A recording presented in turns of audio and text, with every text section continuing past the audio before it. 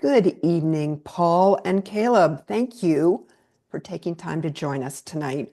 We're lucky to have two such talented candidates running for position 7 on the Olympia City Council.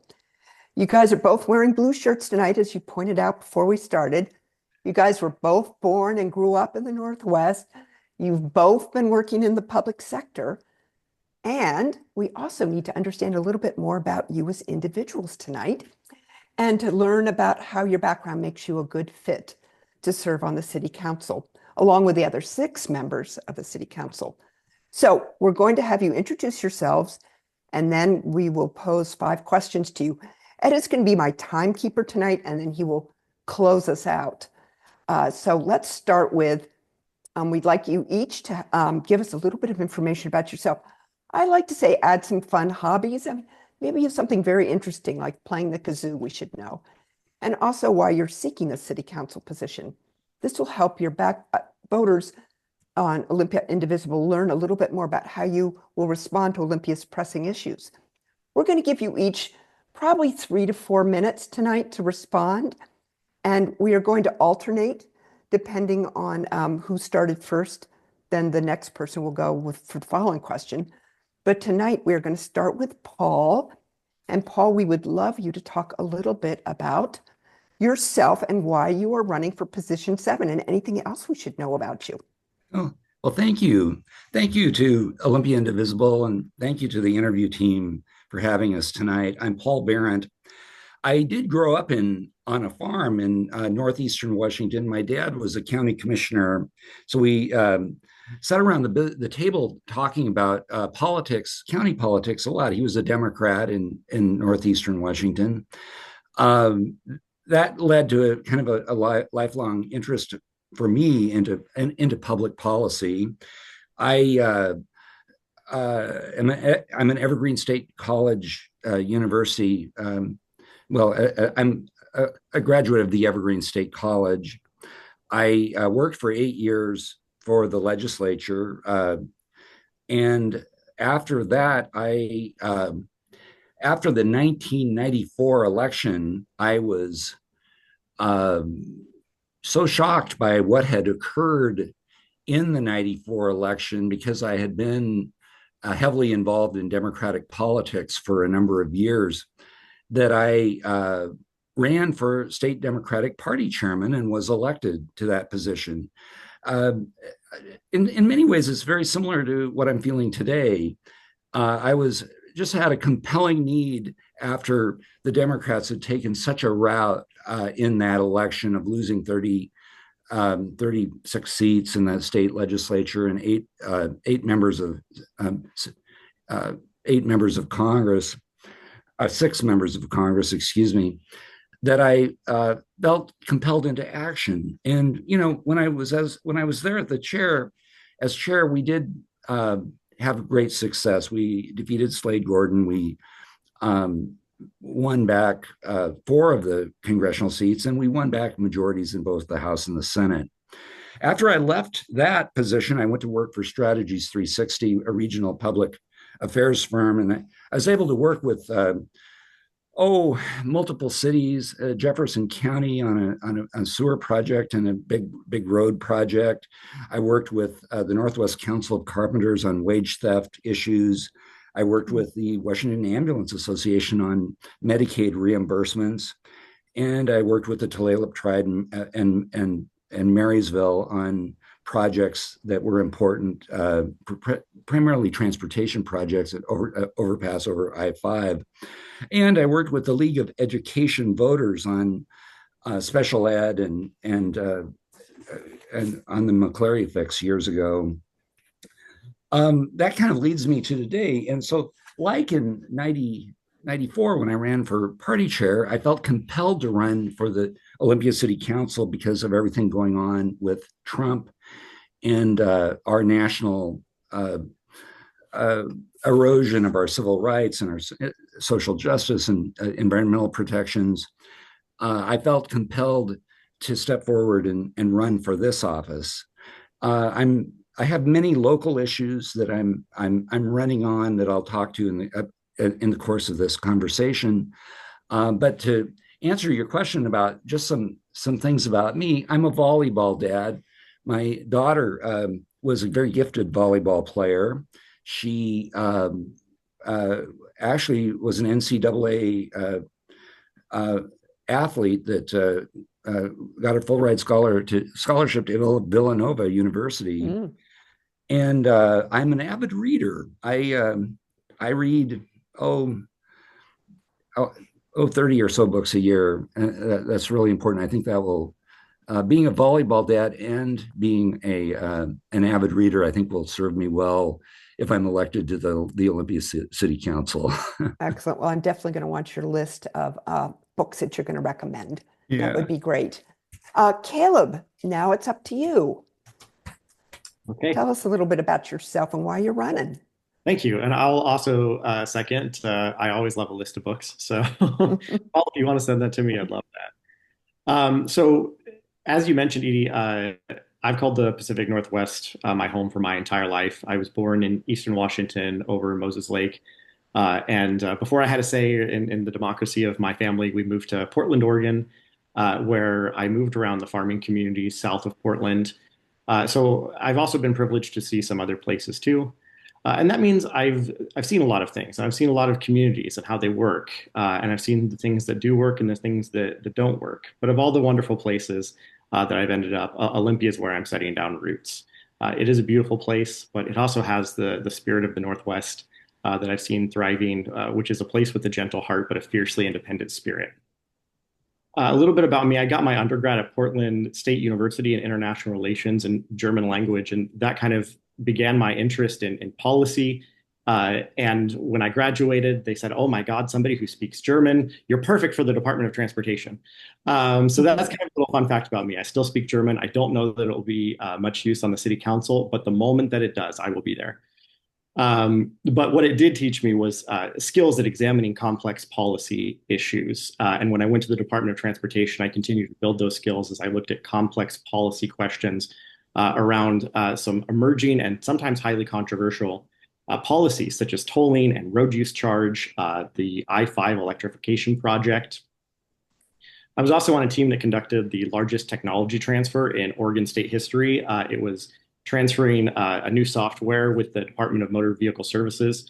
And it was over 4 million driver's license records and personal identification that we had to move from one software platform to the other. And we had to do so in a manner that was compliant with statute and that made sure that the programs that we managed and the programs that I managed continued to comply with statute. And during that time, all of my roles were public facing. I spent time listening to concerns from folks who were using the transportation system and taking that feedback and incorporating it into projects to make sure that the transportation system was safe and equitable and reflected the people who used it. But then I decided that I wanted to be more than an analyst. I wanted to be an advocate. So I went to law school. I went to Syracuse University College of Law, where I earned my law degree.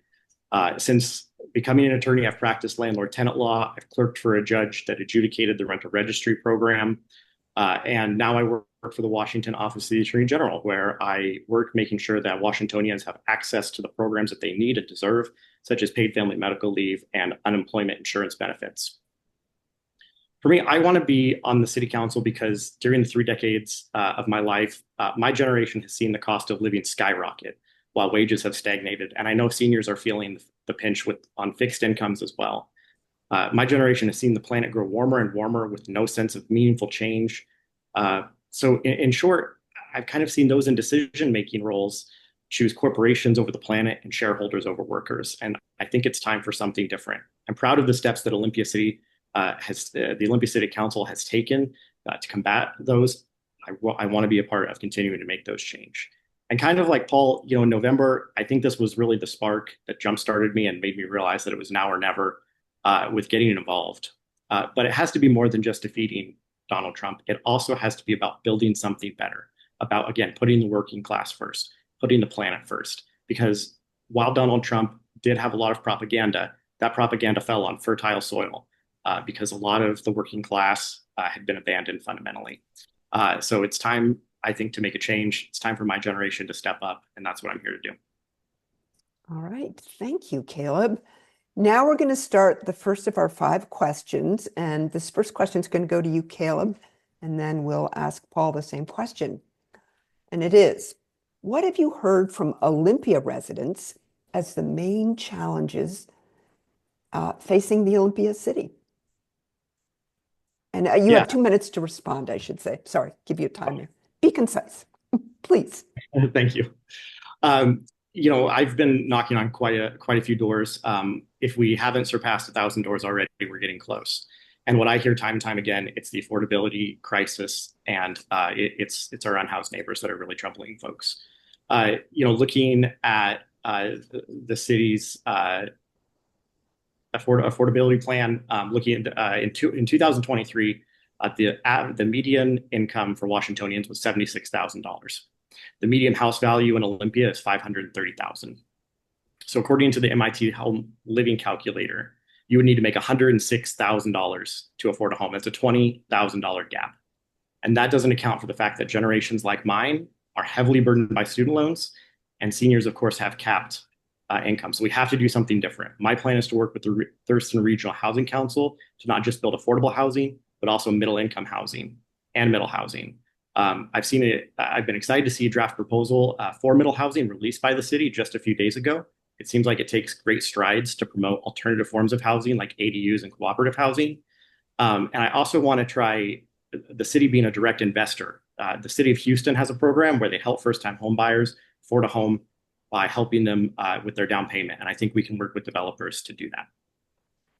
All right, thank you. Now, Paul. Well, thank you. I've doorbelled 2,700 households in the city since I started in late April. And one theme that consistently comes forward is the homelessness crisis that we're confronting, and it has been ongoing for years and years. I have been really inspired in one way. There's tremendous empathy among the citizens of Olympia for the homeless.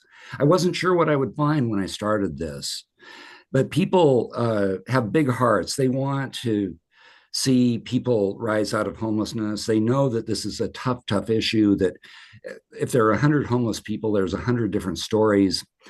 And but universally, I'm hearing they want more shelter.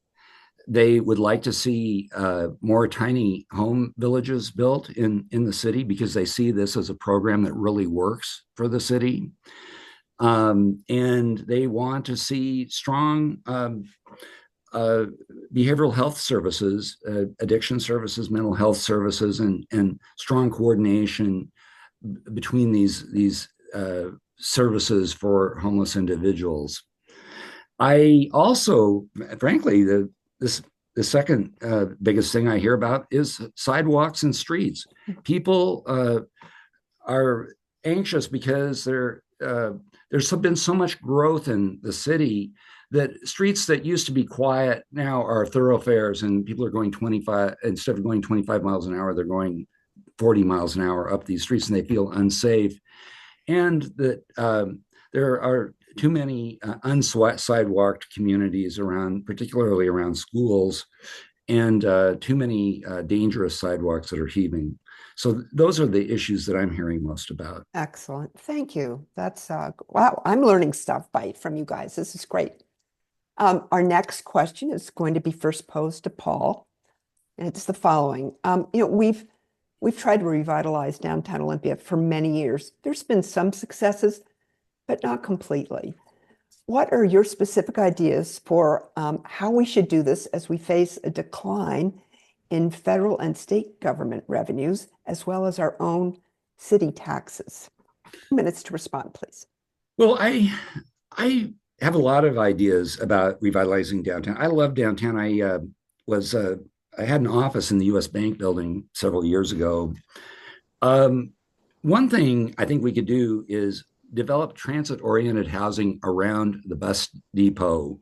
If you can visualize that neighborhood, it's all single-story buildings in many different directions. I envision having multi-story apartment buildings surrounding the bus depot that people could get on the bus, go to work, go to wherever they want to, and it would be so convenient for the people living there. The second thing is, I would love to see investment made in the theater district, what I call the theater district. We have three great theaters. The Olympia Film Society, I think, is a gem, even though it's the most modest of the three. And then we have Harlequin and, of course, the Washington Center. I think creative people can put together a plan to maybe do some bonded investment in that area that would result in that being a really highly desirable area that people would be drawn to. We also are seeing the Armory and the Olympia Arts and Heritage Center and the old fire hall. I think true investment can be made that would really change the face of a number of those streets within downtown. All right, thank you, Paul. Caleb, same question. How do you think we ought to revitalize downtown Olympia with declining revenues? Yeah, absolutely. It's a tough question, and I know that it's one that Olympia has had for a number of years now. And I think when we think about revitalization, there's a number of ways that we can think about it. So, one, certainly increased economic activity, right? That means encouraging small businesses, making sure that they have the opportunity to thrive. We have a lot of empty storefronts. And so what I want to do is work with the small business community to understand what some of the largest barriers to them sticking around is, because we also have a lot of turnover. The other is looking at making downtown a desirable place to be, which it has so many small businesses already that make it that way. Some of my favorites include Ember Goods is probably my favorite coffee shop, but I also like a late night at the Spar. It's a very cozy place that is steeped in Olympian history, particularly working class history. So when I think about making Olympia downtown a more desirable place to be, I kind of like Paul, I think about increased walkability and increased transit. And one of the ways that I would like to see that is increasing transit ridership. One of the ideas I'm having is park and ride, where there are transportation corridors and hubs that we can have from neighborhoods that could take folks right downtown. And one of the reasons for that is, downtown has two main large thoroughfares, 4th Avenue and 5th Avenue, and then a couple, but those ones create a lot of noise pollution. So reducing the number of cars that we have downtown that are traveling through downtown who aren't there to do business would be great. And so I think investment in transit and walkability, increased investment in infrastructure around walkability, particularly. I live very close to, I live downtown myself, and I walk to work. And I've been hit almost 3 times. When I say almost, I mean jump out of the way. I also think that has to come with increased density. So I agree. Denser housing, the 5/1s are a really desirable model, but ensuring that the businesses, the developers that create those 5/1s also have incentive to fill them with businesses. I would also like to see more community-based events, more flexibility around that. So I'll blatantly echo one of the ideas from last night that I liked, which was an idea for increased pop-up events. I've seen Ember Goods do their coffee, but we do have a few breweries in town that would be great to see that. But also, I think revitalization will require increased services for unhoused neighbors, right? And this shows that when we have neighbors who are unhoused, it's not just a moral issue because we have neighbors who are sleeping outside, but it is an economic issue. There are some folks who don't feel safe going downtown. And, so I think what we need to do is make sure that the city has wraparound services for those folks, that we have a house or a bed for everyone to sleep in. I'm sure I'll get to talk about that more here. You will get the chance. Thank you, Caleb. Now we're going to move to our third question. And this question will be posed to Caleb first. And that is, it's kind of get to riff a little bit more on what you've already started. Can you talk about the affordability crisis in Olympia? And can you be specific about policies needed to address this for both the working class and small businesses? 2 minutes, please, Caleb. Yeah, like I said at the beginning, there's definitely an affordability crisis. But the thing is, it's an affordability crisis that is not just local to Olympia. It's not even local to the South Sound, right? This is a West Coast issue. But what that means is if we're going to have a solution, it needs to be a regional solution. So, like I mentioned, I'd like to work with the Thurston Regional Housing Council and use that. Jim Cooper, the seat that I'm running for, and he's retiring, did a lot of great work establishing that council. And right now, it's a policy discussion arena. That's an excellent start. I would like to operationalize that to where it is a project a clearinghouse, and not just a clearinghouse for projects, but also a clearinghouse for funds. And although I'm an Olympia City Council person, again, we have to, or I'm running for Olympia City Council, we have to uh, think about this issue multi-jurisdictionally, which means for me, it doesn't matter whose side of the fence it happens on, because affordable housing, that's good for Lacey, it's good for Tumwater, it's good for Olympia, and of course, vice versa. So that would be a start with addressing the affordable housing. Also investing in not just affordable housing, but also middle income housing. A lot of times, what we're seeing is the development is focused on either affordable housing or so-called luxury housing, granite countertops, new stainless steel appliances. If we could get housing that is more affordable for middle class individuals, and that would go a long way towards relieving our housing affordability. When it comes to decreasing commercial rents, I'd like to continue to engage the small business community, exactly what their largest expenses are right now. But one of the ways that I think we do this is actually counterintuitively through the Workers' Bill of Rights, which is an initiative to raise the minimum wage for workers. Because when workers thrive, businesses thrive. Thank you so much, Caleb. And now, Paul, over to you about affordability. Thank you. I think about this a lot. Olympia does have an affordability problem, and it's particularly hard on people with fixed income and the young, meaning people who've retired or people just getting going in their career.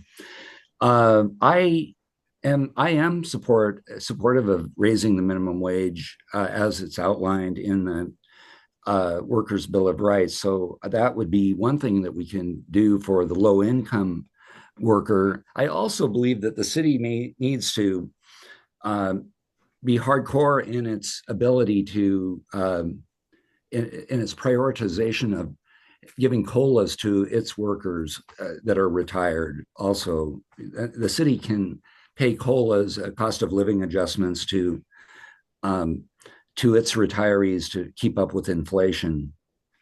I think that with the budget cuts that may come down with the big beautiful bill in Congress, we may need to backfill some areas that help make Olympia a little more affordable. Planned Parenthood services are something that will probably be cut in the federal legislation.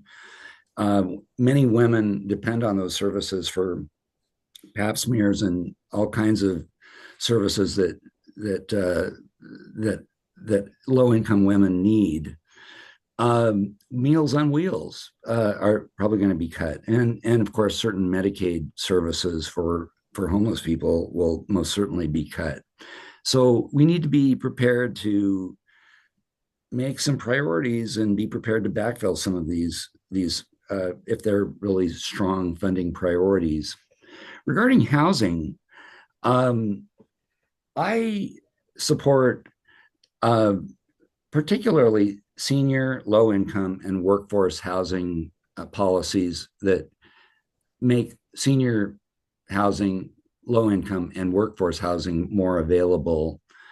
The city we have the home fund, which we can leverage projects, but it's a limited amount of money each year, but we can leverage the kinds of projects that we want.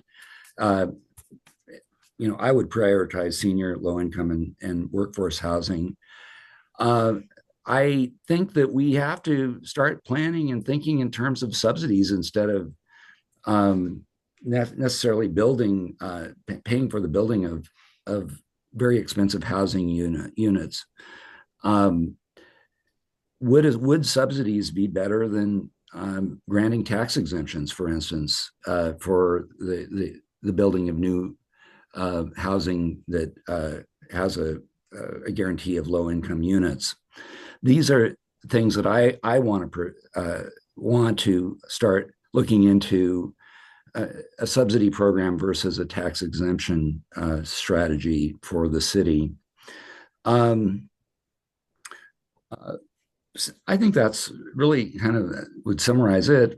COLAs, the minimum wage, backfill some of the poverty programs we're likely to lose in the big bill, and housing subsidies, and using the home fund to prioritize the kinds of housing for the poorest and least well off in our community.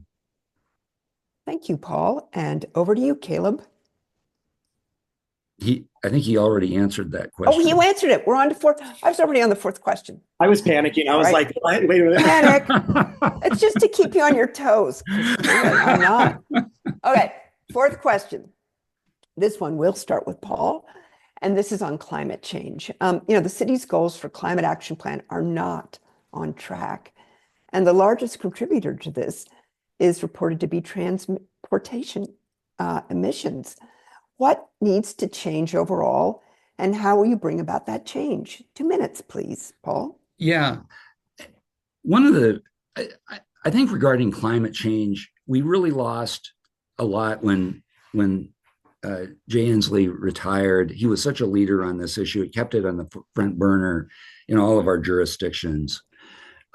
Lisa Parsley going off of the city council and into the legislature, she was the driving force for climate mitigation on the council.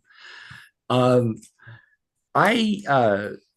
believe what we have to do in all of the budgeting that we're doing for sidewalks, bike lanes, streets, walking trails needs to be done through the lens of climate mitigation. How can we get more people walking, biking, acting more efficiently in their daily lives with in how they're transporting themselves? We can do this, and so I think it's through our budget process where we're looking at capital projects. We just need to very acutely look at sidewalks, trails, bicycle lanes, and our street policies in making sure that every dollar is spent in a way that reduces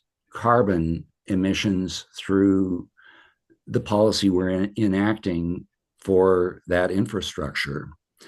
And so it's not easy. We have a great transportation bus system. I think we need to drive more people into using it. I talk to people who've never ridden a bus in Olympia. I have, but there are people that haven't, that would benefit greatly from this. And so I kind of, I guess it comes from kind of my background in communications. I think maybe we need a big communications program encouraging people to get in the bus and ride downtown, ride to work, ride to the mall, ride to the grocery store. And because the transportation system's up to it.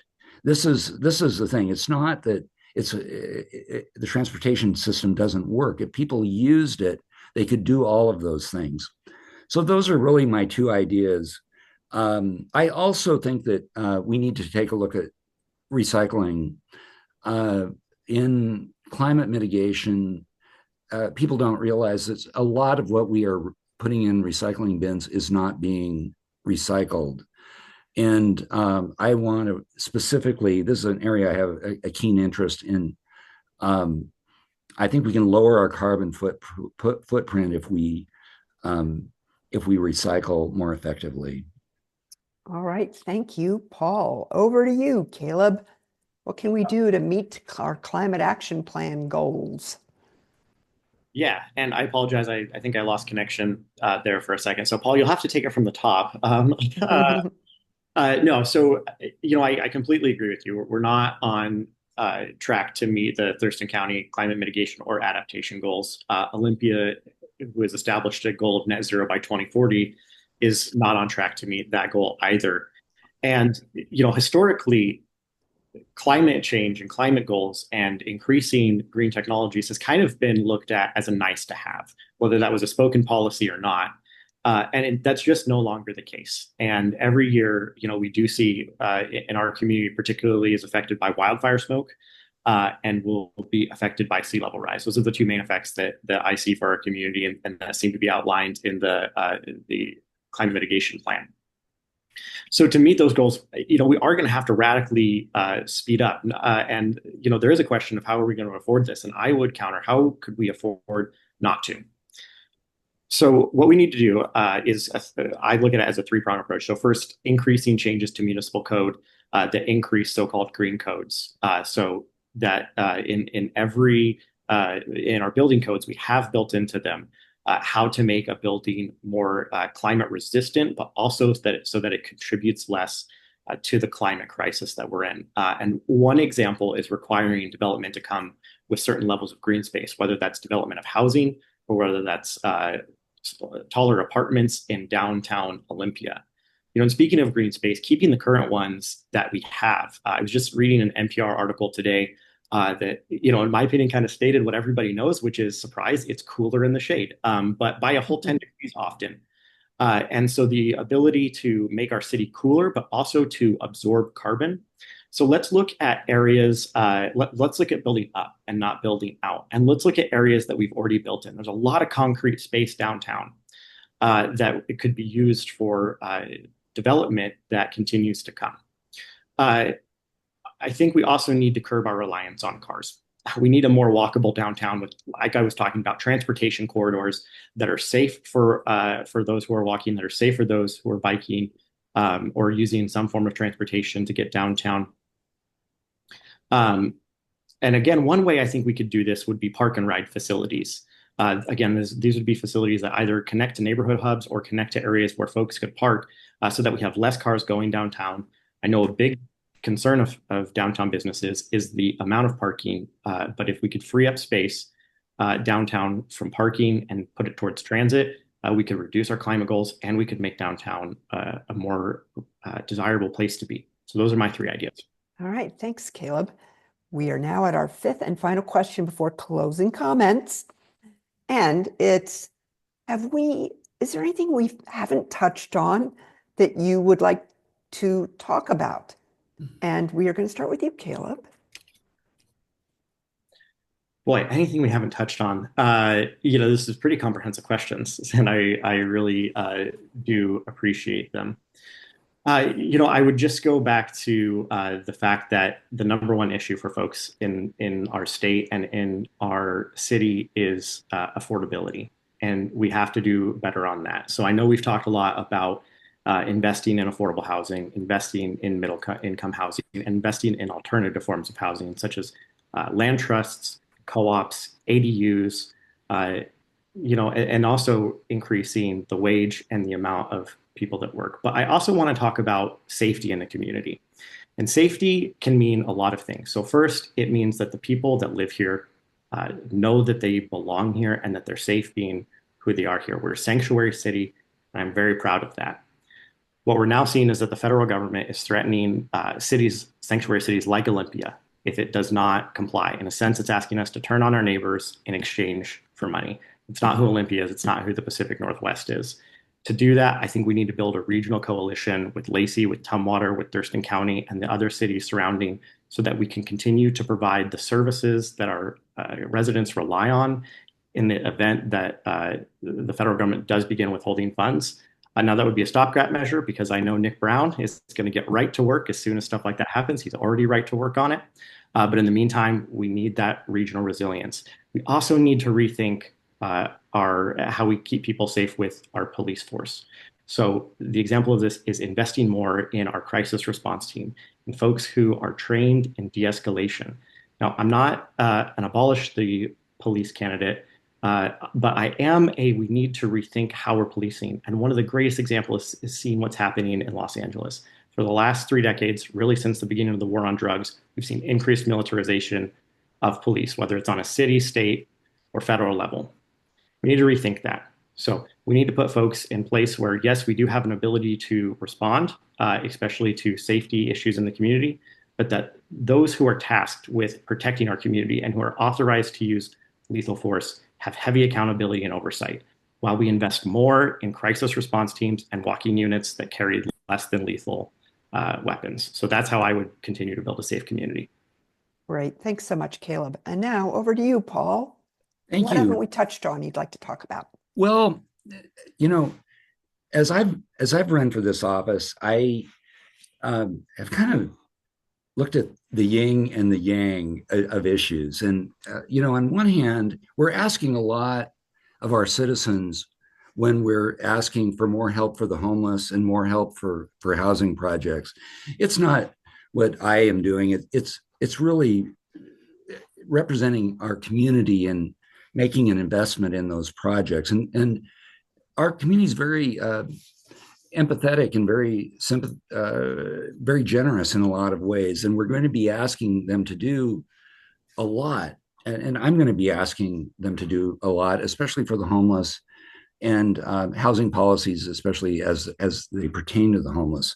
More shelter, more tiny homes projects, better behavioral health services, better coordination between all of those agencies that are doing those. Those are things that I really want to do. But the yang of that is I also think we have to provide services for just the people who live here, for just regular citizens. And to me, that is making sure that our parks are received the strong funding they've traditionally received.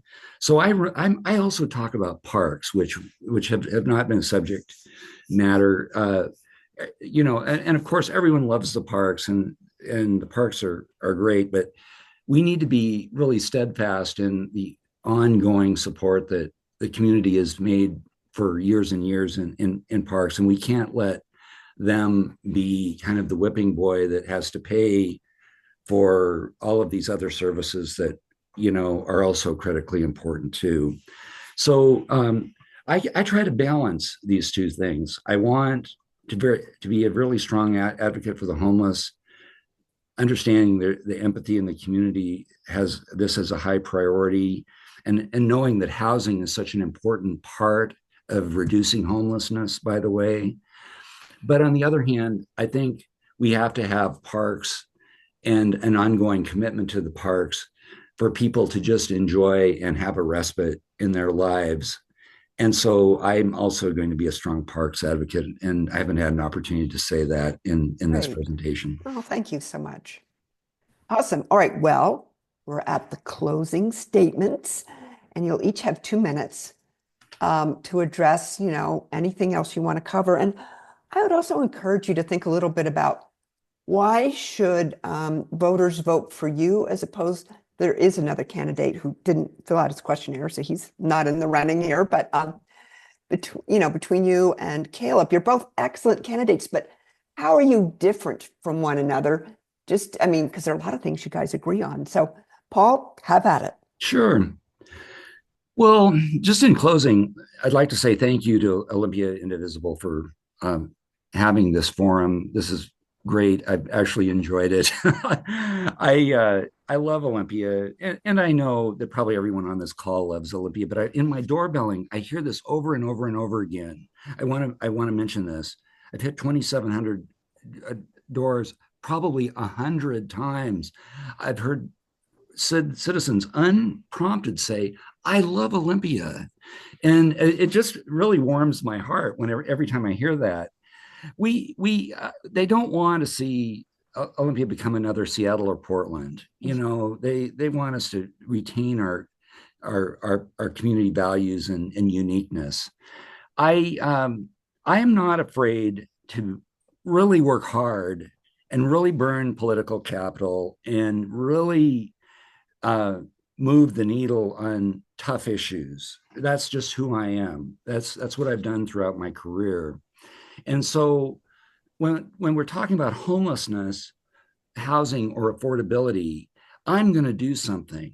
I'm not doing this just for a hobby. This is really important to me. And I respect Caleb, and I I don't, I'm not really talking about him in contrast when I say this, but this is what I'm going to do. I am going to fight hard to solve these problems for the community. And you know, uh, so help me God. I mean, it's that important to me. Um, so I just want to stay focused on what's important in my if I'm elected to the council, I want to stay focused on what's important and not be distracted away from these very, very tough issues, knowing that we're under this very difficult time of Trumpism, and we may have to deal with all kinds of problems that we can't even foresee now because of what is coming down our federal trap lines. Um, I think there's something different. I am just a tenacious, hard fighter who gets things done, and that's what I want to do for Olympia. Fabulous. Thanks, Paul. Caleb, your closing statements. Okay, yeah. And at the close, I'll also say thank you to Olympia Indivisible, the members of the panel, and Paul. Thanks for showing up and engaging with this. In my mind, this is really how democracy flourishes. It's folks coming and respectfully talking with one another about their visions. I'm always reminded of that clip with John McCain when he was confronted by a voter who was saying some rather racist things about Barack Obama, and he was really quick to say, what a stand-up person, even though they had disagreements about how to get there. That is fundamental. And it's what the people of Olympia deserve. Because as Paul highlighted, this is such a wonderful community. It is filled with people who are so creative, who are so talented. And we see that every year. We see it at Capital City Pride. We see it at the Arts Walk, the Procession of Species. We have so many opportunities to see what a great community this is and has been, right, since the 90s, since Nirvana was playing in what's now Lavoyer. So we've got this rich history of culture. And I'd like to keep it that way. And I'll kind of follow a lot what Paul was saying, right? Like, so just focusing on my competencies. It's just what I do every day is show up and work for the people. And I do that by using the skills that I've learned over my career, which is building consensus with folks, understanding and listening when there are complex policy issues and when there are high emotions around those policy issues, and for good reason, because they're not just policies, they're people's lives, they're people's stories. So using that ability to build consensus with folks, looking at these complex policy issues, untangling them, and in a sense, working very much and this is kind of how I view my role is very as a if I was on the city council, is very much in a FDR style of listening to the community, understanding their concerns, working with subject matter experts such as staff and those who work with nonprofits, those who work with community organizations, and those who have been advocates in our community for decades, and those who have deep knowledge and experience like Paul. So that is what I'm about as a candidate. That's my vision for the city. I really love this place, and I look forward to serving it. Well, thank you both so much. Speaking of talent, we have two very talented candidates here running for position 7, and it's just been a delight to talk with you guys tonight. I'm now going to turn it over to my colleague, Ed Steinweg, to wrap the event up. Take it away, Ed. Well, thank you very much, both of you, for being here. I really appreciate the conversation, Paul and Caleb. Again, I just wish we had a city council of 10 seats, so everybody that I've seen who's so talented could be on. If you would like, join us for the slide presentation to the membership on the 21st.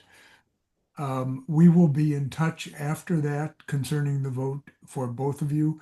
And again, I'm sorry, Paul, if there was a misunderstanding. Our vote used to be 2/3, now it's ranked choice.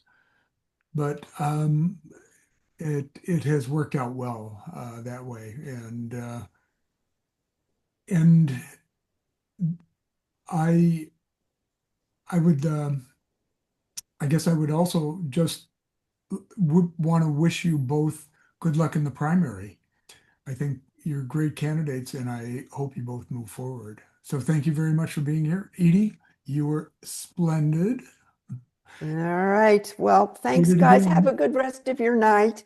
Thank you so much. We had a fun conversation with you.